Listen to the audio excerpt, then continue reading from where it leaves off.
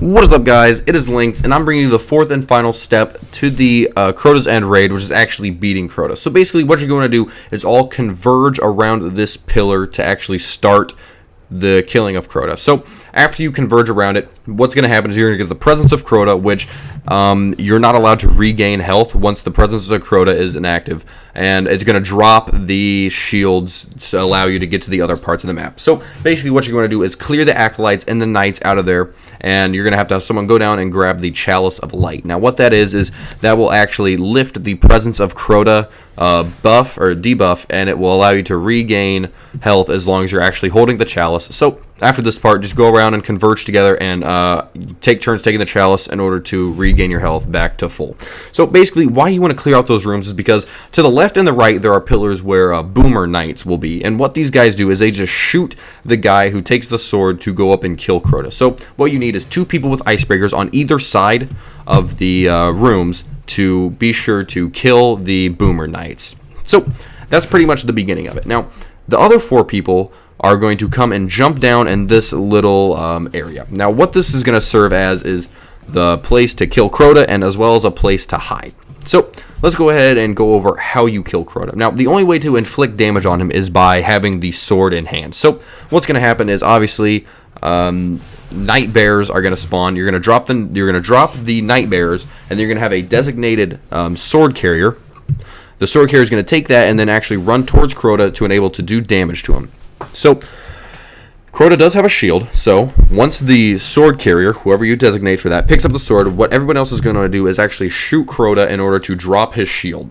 So this is going to be the hardest part of the raid, is actually timing, because what you want to do is you want to drop his shield right as the sword bearer gets to Crota in order to do maximum damage. So it's all just a timing thing. You have to get down. We had to wipe a couple times in order to get it down. So just I'll show the next time we actually kill Crota will be a perfect timing thing. So you can do many different attacks with the sword. What I find the most attack is per time you actually get the sword would be an R1, R1, R2. So 2 primary attacks and then a heavy attack.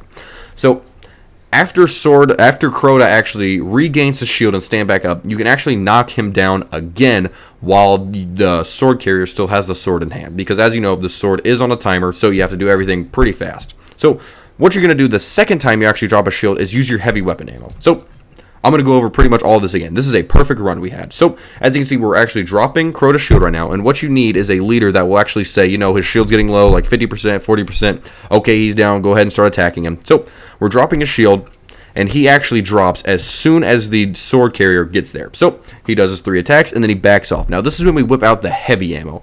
Now, because you're going to want to drop him as fast as you can. And the first run we did not drop him fast enough, and he ran over to the side. So we didn't get enough attack off as we should have, which, I mean, it could have cost us the raid. We get it barely to Crota's End rage point. So we pretty much run through the rest of it perfectly. So we're all running back to the back of this room now, because after every 2 times that you killed the sword bearer, actual ogres will spawn. So what we're going to do is all converge back here. What you really want to do is either use your heavy ammo. So I would use my Galahorn, obviously, but I have no ammo for it, and I wanted to save all my heavy ammo synthesis for actually dropping Crota as fast as I could, because that just seemed more important. So what I did was I used a sniper. Now, if you shoot ogres in the face multiple times, they'll actually get like knocked back and not be able to shoot anymore. So that's pretty much what I would have done. Okay, I took a heavy ammo synthesis. Obviously, I don't know what I was thinking of this part, but I used it to just drop the ogres as fast as I can, because this is a big part where people die. Now, the reason we're all sitting back here is because obviously we do not want to die. If you have played this before, you know if somebody dies, Crota will spawn as Oversoul. Now, it's not really a big deal. It's not something that can actually inflict damage on us unless we don't kill it.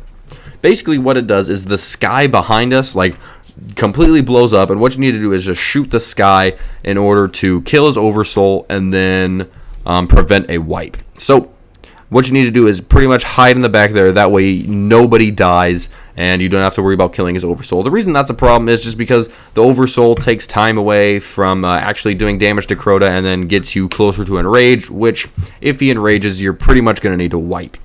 So pretty much all this is a rinse and repeat process. Just do damage to Crota. Timing. I cannot get down how important timing is, because timing will determine whether or not you get the most attack that you can at Crota at that point in time. So what guns would I use for this? I use the Vision of Confluence just because of the fact that, I mean, I had armor that had allowed me to carry a lot of fusion rifle, or Jesus Christ, scout rifle ammo. So obviously I would use that. Hand cannons I wouldn't recommend. Snipers, I mean, are okay, but you'd have to zoom in for those. So pretty much just for taking out thralls with headshots as well as doing damage on Crota, I would say either auto rifles or scout rifles. Honestly, my pick of the choice was just scout rifles. So this is basically it. We had a good run, and even this still took us like 10 to 12 minutes in order to beat Crota. So I'm going to go ahead and skip to the part where we actually beat Crota and show you what it's like after you end the raid. Alrighty guys, so this raid's starting to come to an end. I think we have one more attack left on him before we actually kill him. As you can see, Enrage was getting near, so basically what that means is the next time we get the sword, it'd be Enrage, and that's pretty much the sign of a wipe. So we hit this at the perfect time. I would say this took us around probably 12 minutes to actually beat Crota with a perfect, flawless run. So, as you can see, that's how you beat Crota. If you guys enjoyed this video and find this helpful any way at all, don't forget to leave a like. I've got the other steps in the part. I'll put them in a playlist, and I'll link them in the description below. For anything and everything Destiny, this has been Lynx. Thanks for watching, and I will see you in my next video.